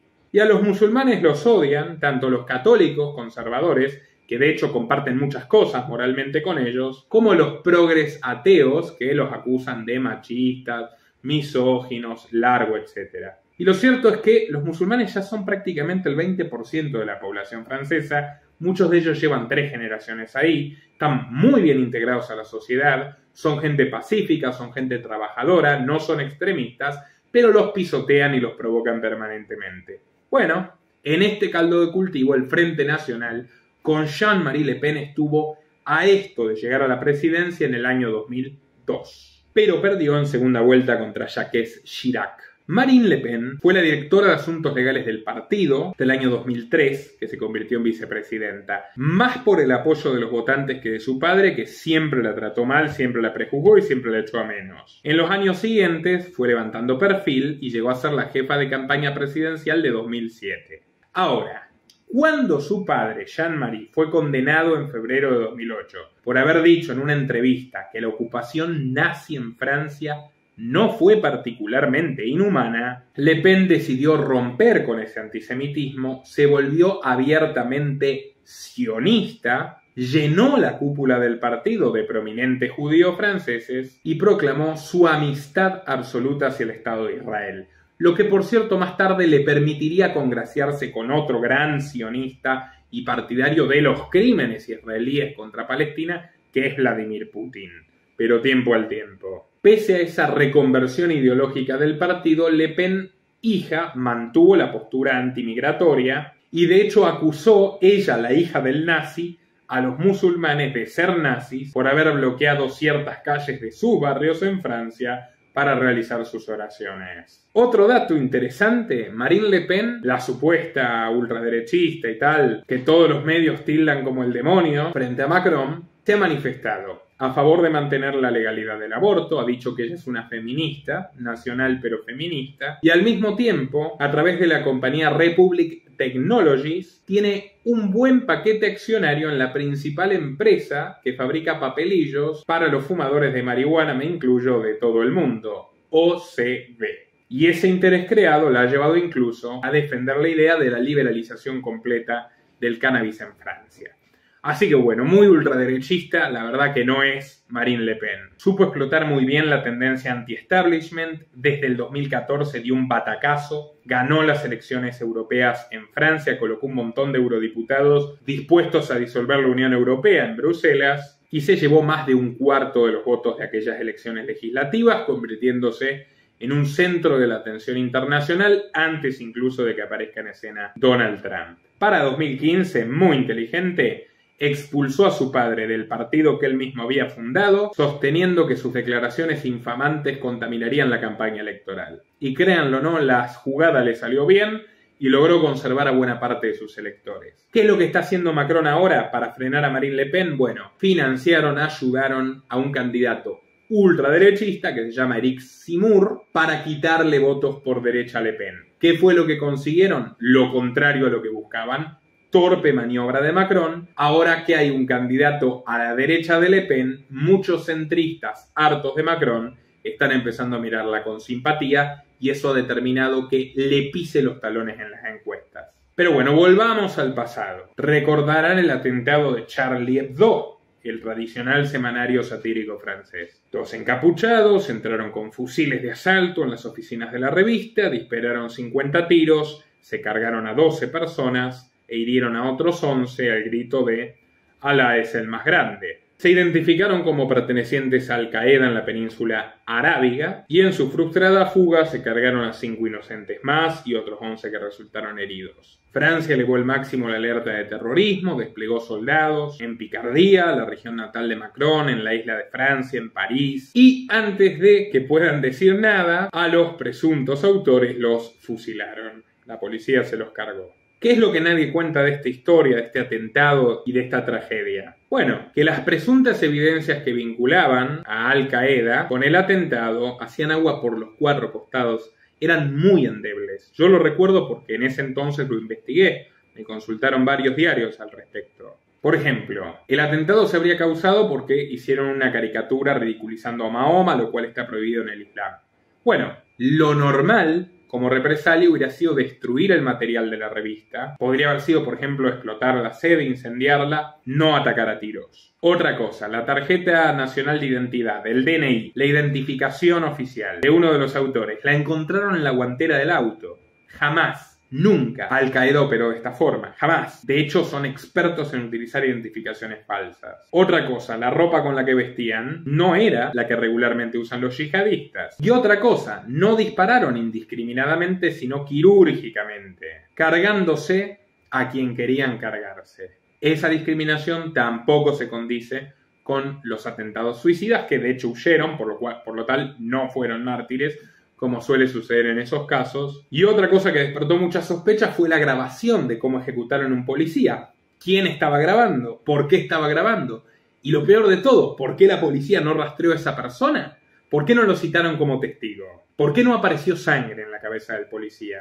¿Por qué la televisión francesa editó el video? ¿Por qué no contaron todo lo que acabo de mencionar? ¿Por qué no se hicieron esas preguntas? En fin, todo esto ocurrió en un momento donde François Hollande atravesaba una depresión de popularidad absoluta, donde comenzaban a verse protestas callejeras que luego se multiplicarían en la era Macron, y sirvió como una gran excusa para limitar las libertades de los franceses, para aprobar una ley fatal de emergencia que restringe sus derechos constitucionales, intrusiva en su privacidad, típica operativa norteamericana. Por cierto, Macron fue uno de los principales patrocinadores de todo esto. Pero por otro lado, quien más se benefició fue Marine Le Pen, que tradicionalmente tuvo muy buenos aliados en los servicios de inteligencia franceses. Así que bueno, ustedes pueden ir sacando sus conclusiones a partir de esto. Para cuando ocurrió el primer enfrentamiento electoral entre Macron y Le Pen, ningún banco quería aportarle al Frente Nacional y por eso Le Pen acudió ni más ni menos que a 13,8 millones de euros regalados por el First Czech Russian Bank, perteneciente a la oligarquía putinista, por orden directa de Putin, con quien se reunió personalmente. Mientras todos los medios franceses abogaban por Macron, Russia Today Francia, muy exitosa en las redes sociales, mucho más que los medios tradicionales, abogaba sin disimulo y sin reparo por Le Pen, quien podemos decir que es una auténtica amiga de Putin en Francia.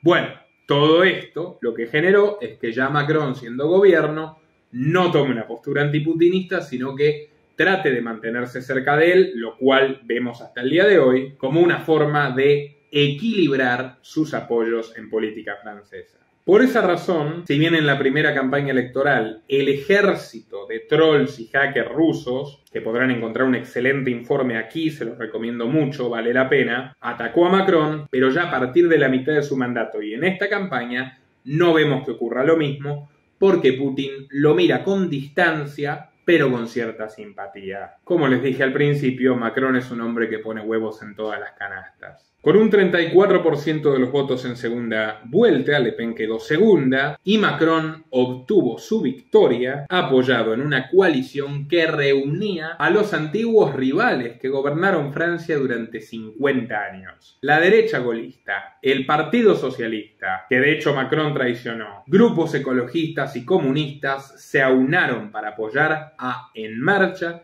y llevar a Macron a la presidencia. Sin embargo, casi nadie votó, siendo la elección con la menor participación de la historia de Francia. Y así comenzaba una era que perdura hasta hoy y que resumiremos a continuación. El 14 de mayo de 2017, Macron toma posesión como presidente de Francia en el Palacio del Elíseo, dando un discurso solemne en el que afirmó: «El mundo y Europa necesitan una Francia con sentido de su propio destino, y ese destino sería establecer una cleptocracia en su propio beneficio». En esa inmersión de Francia hacia un océano de corrupción, ciertas ratas comenzaron a saltar del barco. Tan solo un mes y medio después de la Asunción, François Bayrou, Marielle de Sarnez y Sylvie Goulard, ministros de Justicia y de Asuntos Europeos, y aliados en la campaña de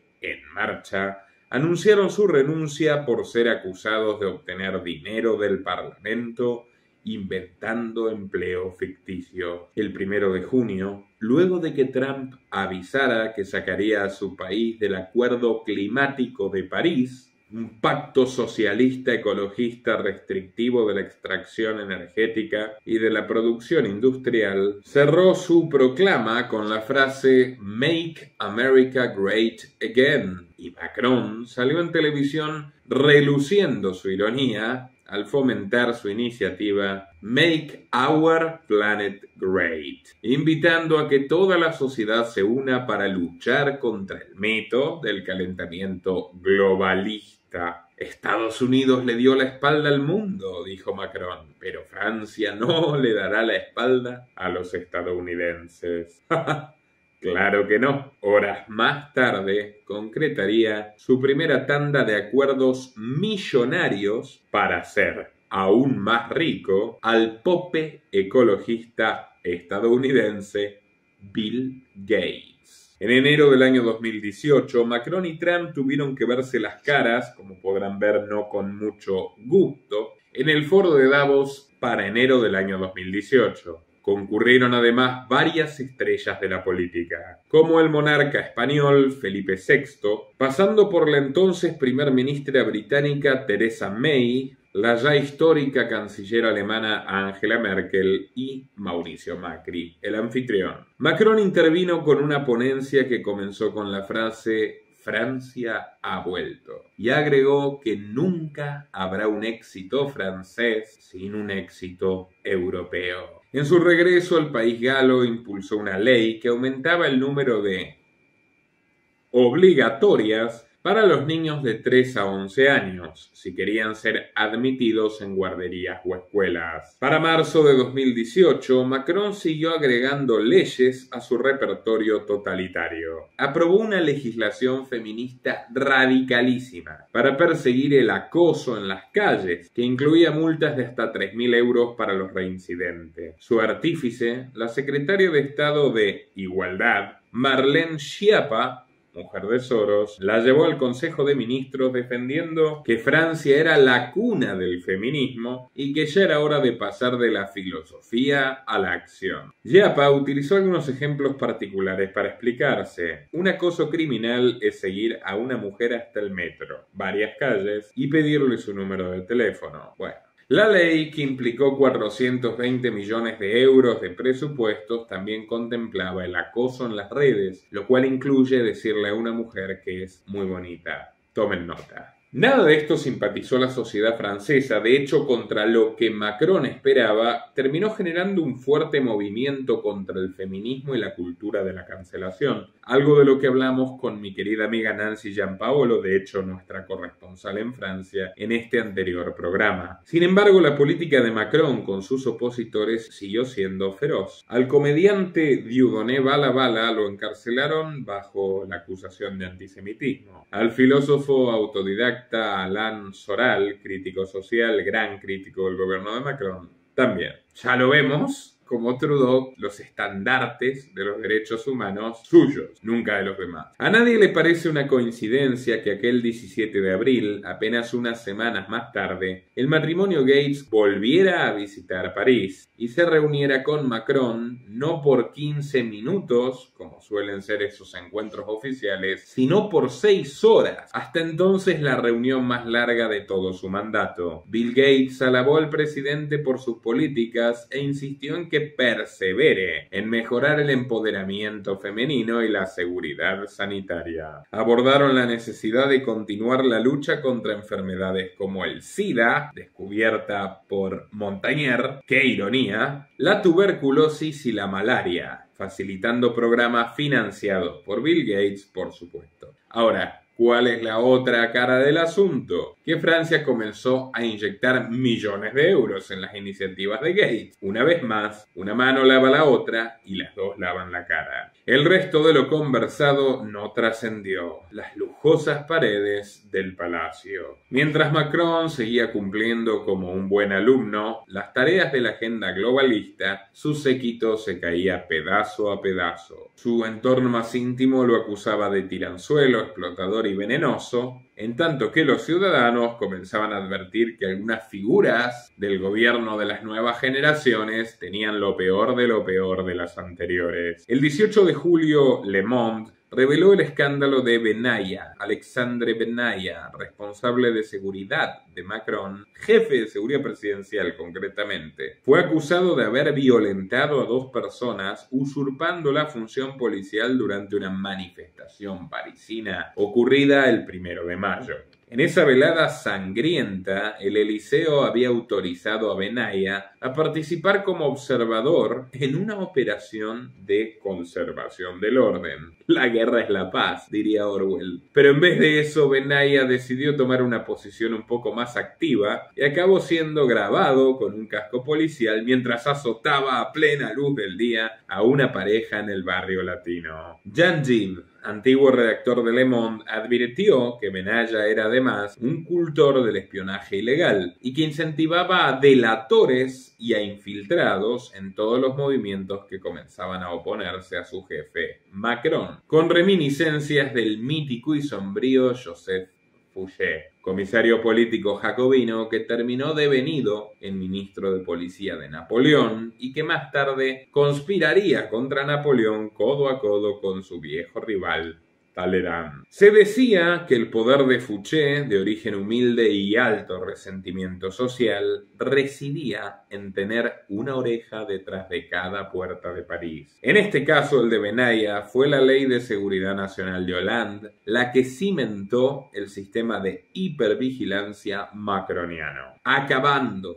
con la escasa privacidad que le quedaba a los franceses. Al día siguiente de haberse publicado el agravio, la oposición denunció que se había producido un escándalo de Estado, un escándalo más en el prontuario presidencial de la joven promesa que apenas llevaba pocos meses en el poder. Años antes, otro amigo de Attali, François Mitterrand, quedó marcado por episodios como el atentado de los servicios secretos contra un barco de Greenpeace o el sistema de escuchas telefónicas orquestado por su gobierno. A Chirac le pasó algo similar tras abandonar su cargo en 2007, siendo condenado a 2 años de prisión por malversación de fondos, pena que, por esas extrañas razones de la élite, nunca tuvo que cumplir. Ya hablamos de Sarkozy y bueno, también le tocó a Hollande con un escándalo mayúsculo en 2013, cuando se descubrió que su ministro de Hacienda, Jérôme Cahuzac, defraudó al fisco y mantuvo una cuenta en Suiza y otra en Singapur. Macron juró enfáticamente ante las cámaras una y otra vez que él y su gobierno serían la excepción,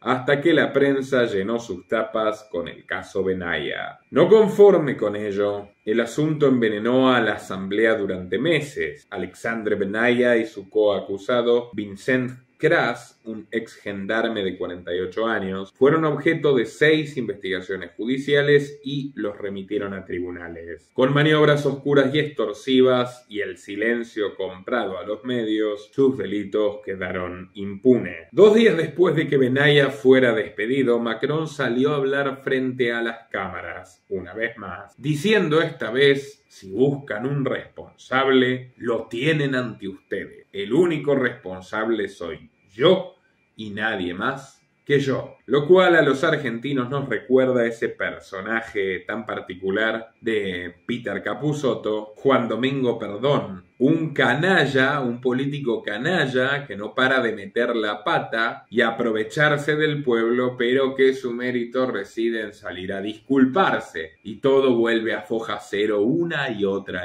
vez. Bueno, ese es Macron. El 30 de julio aparecieron nuevas víctimas de Benaya. Como podrán ver, 2018 no fue el mejor año de la vida de Macron. Su mandato fue de mal en peor, con el advenimiento de los chalecos amarillos. Antes de Macron, en Francia ya existía un impuesto sobre el consumo doméstico de energía llamado TICPE. En el 2014 se le introdujo una alza suplementaria llamada impuesto al carbono. Aquí el ecologismo pactado con Gates y con Davos, y el precio que los consumidores pagaban aumentó un 23%, convirtiendo a Francia en el país energéticamente más caro de la Unión Europea, el número 3 del mundo y la región que más impuestos hace pagar a los combustibles automotores en todo el planeta. Como si esto no fuera suficiente, un 11.5% de incremento tarifario se produjo en septiembre por órdenes de la Dirección General para la Energía y el Clima de Macron, constituyendo un 60% del precio final y causando una pérdida del poder adquisitivo feroz a los franceses, que recordemos, después de Ucrania, es el país más extenso de Europa. El 18 de octubre, un acordeonista de la región de Bretaña publicó un video grabado en la sala de su casa atacando a Monsieur Macron y preguntándole qué estaba haciendo con el dinero de los contribuyentes. La publicación rápidamente se viralizó y dio origen al movimiento de los chalecos amarillos, llamado así por los chalecos de seguridad que los conductores están obligados a llevar en sus automóviles. Reproducimos esta declaración en contexto educativo y documental bajo los parámetros de esta plataforma. Organizados a través de las redes sociales, las protestas de base tenían pocos líderes y rechazaban todo vínculo con partidos políticos o sindicatos. El sábado 17 de noviembre fue el primer día de bloqueos masivos en las carreteras francesas, con casi 290.000 manifestantes vistiendo sus chalecos amarillos. Al día siguiente, el primer ministro Edouard Philippe dijo que el gobierno no daría marcha atrás ni un centímetro en los aumentos impositivos. La civilización no terminó con la barbarie, sino que la perfeccionó. Voltaire. El sábado 24 de noviembre se llevó a cabo una manifestación a gran escala en París. Ya eran decenas de miles de manifestantes que chocaron de manera frontal con la policía en los Campos Elíseos. Se registraron más de 106.000 manifestantes en toda Francia, luego 166.000, luego 300.000, se sumaron en Marsella y allí, en Marsella, una anciana murió tras haber sido alcanzada con una granada de gas lacrimógeno de la policía. Macron convocó inmediatamente una reunión de crisis mientras continuaban los bloqueos en todas las carreteras, las avenidas, los centros comerciales y los depósitos de combustible. Ya los estudiantes de secundaria se sumaban a las protestas y la respuesta del Ministerio de Educación fue cesarlos a todos. Para el 5 de diciembre, más de 21 millones de personas observaron por televisión cómo un presidente de aspecto sombrío y demacrado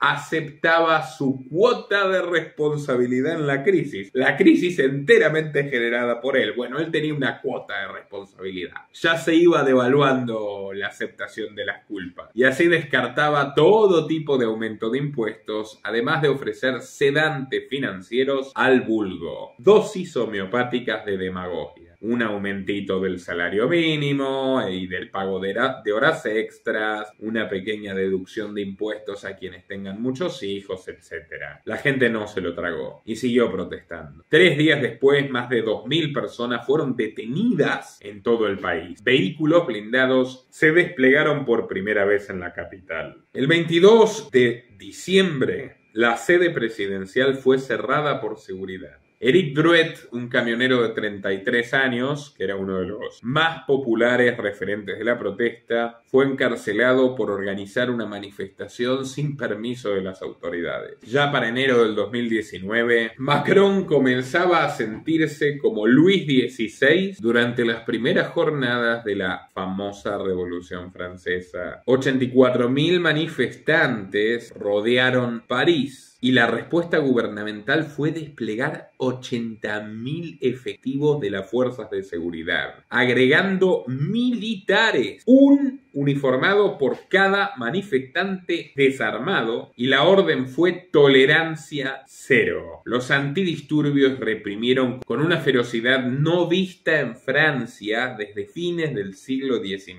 Las comunicaciones de todos los franceses fueron intervenidas y la policía fue autorizada por primera vez a utilizar armas semiautomáticas contra su propio pueblo. Alrededor del Arco del Triunfo se dispararon cañones de agua, gases lacrimógenos, balas de goma y tiros de plomo al aire. 244 personas fueron heridas. Una explosión de gas casualmente ocurrida cerca del foco de los coordinadores de la protesta liquidó a 4 personas. El informe oficial, todavía discutido en la justicia hasta el día de hoy, sostiene que fue una casualidad, una fuga de gas en una panadería del norte de París. 2 de los bomberos que investigaban el siniestro también pasaron a mejor vida. Y el ministro del Interior de Macron dijo a los medios: la responsabilidad triunfó sobre la confrontación, que las manifestaciones terminaban sin incidentes graves. Se le reían a la cara a las personas. El 26 de enero, Jérôme Rodríguez, un destacado miembro del movimiento de protesta, resultó mutilado después de que la policía le disparara a la cara con un lanzador de bolas relámpago, lo que le provocó la pérdida del ojo derecho. Ya en febrero, tras 12 semanas de protestas ininterrumpidas, el Parlamento comenzó a trabajar una ley que restrinja el derecho constitucional a protestar. Por si faltaran escándalos, el portal independiente Mediapart difundió partes de una grabación donde Alexandre Benalla, el represor ilegal, y Vincent Croix conversaban sobre el apoyo directo de Macron ante sus procesos en la justicia. Cita literal: es algo increíble. Ayer por la noche el patrón me envió un mensaje diciendo: los vas a acabar, vas a ganar, eres más fuerte que ellos. Es por eso que te tenía cerca mío.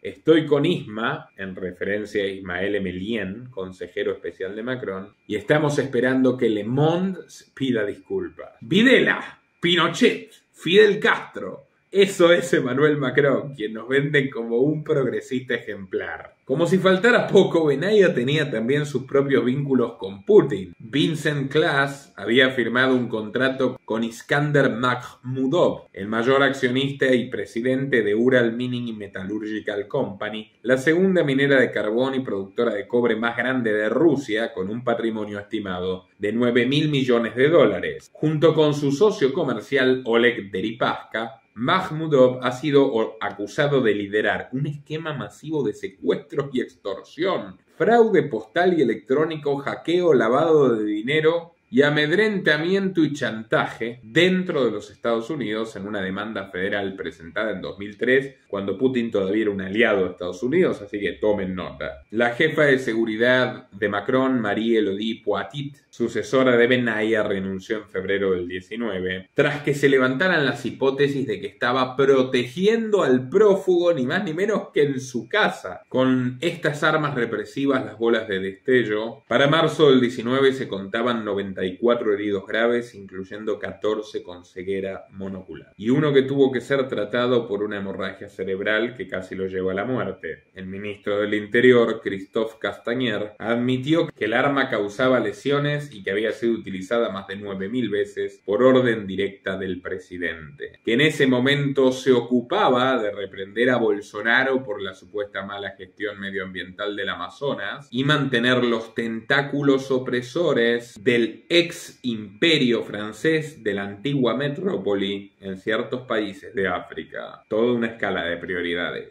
Y a estas alturas, muchos de ustedes se preguntarán: ¿y por qué Schwab está tan orgulloso de Macron? Bueno, tiempo al tiempo. Luego de que sucedan más escándalos de corrupción, como el de Richard Ferrand, el cuarto hombre del Estado, el segundo del partido de Macron, de hecho, presidente de la Asamblea Nacional, imputado por apropiación indebida y favoritismo durante su gestión en la Banca Mutual de Bretagne, llegó la reforma de pensiones. Y mientras se lucía Macron, que podría haber tenido más éxito como vocero que como presidente, diciéndole a la revista The Economist que la OTAN se encontraba en un estado de muerte cerebral, las protestas regresaron a la calle. Luego de, hay que decirle, un breve interregno, porque todo este mandato está asignado por masivas manifestaciones en contra del gobierno. El 5 de diciembre de 2019 comenzó una larga huelga sobre la reforma jubilatoria y ni más ni menos que 1843 manifestantes resultaron heridos. La edad promedio, 62 años. Las lesiones incluyeron traumatismos faciales, en mandíbula, en ojos, y fue recién la sopa china, el advenimiento de esta gran obra de teatro mundial donde Macron es un actor clave, cuando el paro general llegó a su fin. Ahora el paro no era una protesta, sino una obligación política. Como en los vecindarios más pobres, estas políticas eran difíciles de seguir debido al hacinamiento, con familias de 8 a 9 personas viviendo en apartamentos de 40 metros cuadrados, comenzó una nueva oleada de manifestaciones en el suburbio de Watts-d'Oisson y en las ciudades de Toulouse, Lyon y Estrasburgo. ¿Cuál fue la reacción de Macron? Antes que ningún otro gobierno del mundo, antes de que Alberto Fernández se ponga a violar derechos humanos, antes de que lo haga Pedro Sánchez, bueno, Macron amplió la duración constitucional máxima de una detención sin causa a 90 días, llegando a encarcelar enteras a familias con niños y quitándole a los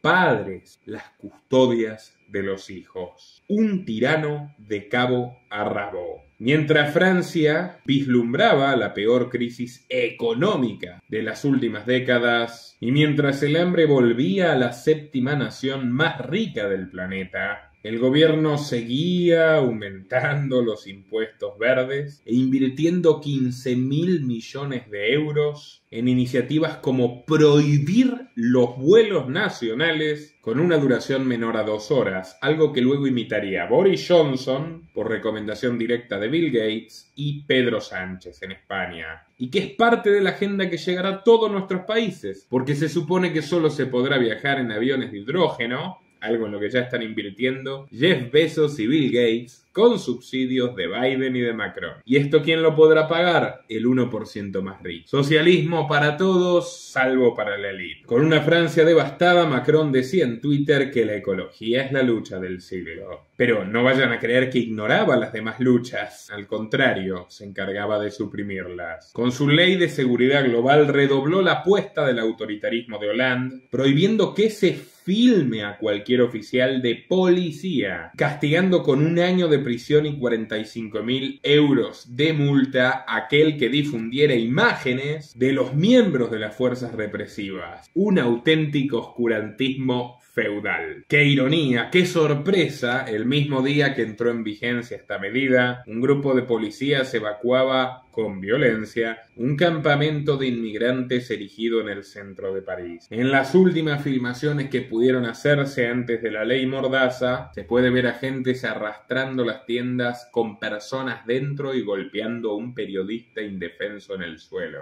Y más allá del discurso progre multicultural, lo cierto es que la plataforma Loopsider difundió un video en cómo se puede ver a las fuerzas de Macron agrediendo a un productor afroeuropeo en la entrada de su propio estudio. Para diciembre del 2020, con Francia en un estado de franca descomposición, Macron decidió ganarse votantes por derecha y jugarle un sorpaso a su principal rival Le Pen, promulgando una ley contra el separatismo religioso, obligando a los empleados de empresas relacionadas al Estado a no manifestar su afiliación religiosa, por ejemplo, a no llevar el velo. Con la la clara intención de reducir la presencia musulmana en las áreas públicas, Macron se propuso domesticar al Islam frente a la nueva religión laica y progre, y al mismo tiempo, y de manera más discreta, aumentaron las penas para aquellos que rezaran en instalaciones públicas como escuelas u hospitales, al punto de encarcelar a una anciana en la región de Alsacia por haber rezado un rosario en un hospital público ante su convaleciente marido de 80 años. Para 2021, y con la pertinente felicitación de Schwab, Soros, Gates y Musk, los 4 juntos, la Asamblea Nacional Francesa adoptó en forma definitiva el proyecto de ley Clima y Resiliencia, con la supresión de las líneas aéreas internas, la prohibición de construcción de edificios que no cumplan con estrictas normas ecológicas y el etiquetado obligatorio de huella ecológica en los productos, prohibiendo la publicidad de energías fósiles como el combustible común.